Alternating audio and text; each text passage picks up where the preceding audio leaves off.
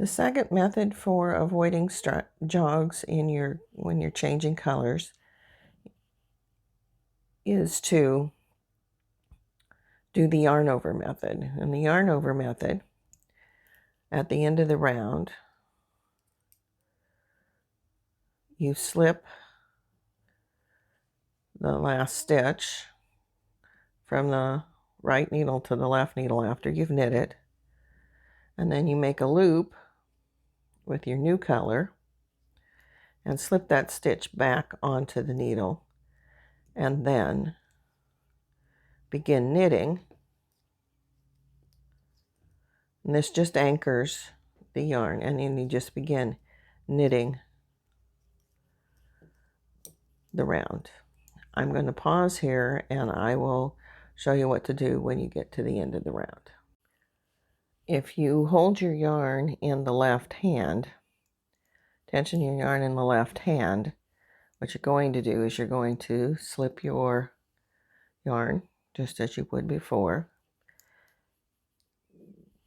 slip your stitch, pick up your yarn and continue knitting around. And I'm now coming up on my stitch with the Yarnover at the end of the round. And all you do is you knit those two stitches together. Now it's going to be a little loose because of the yarn tail, and you just tighten those up by pulling on the yarn tables and adjusting the tension. And then you just continue knitting in the round.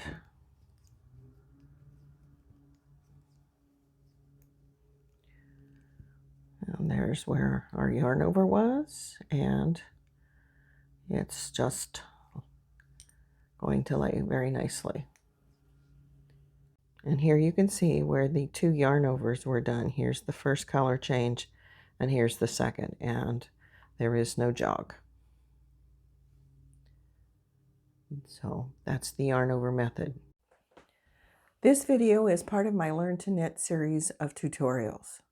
If you found this video educational and helpful, please subscribe to my channel where you will find my Learn to Knit playlist, which covers the basic techniques new knitters need to learn.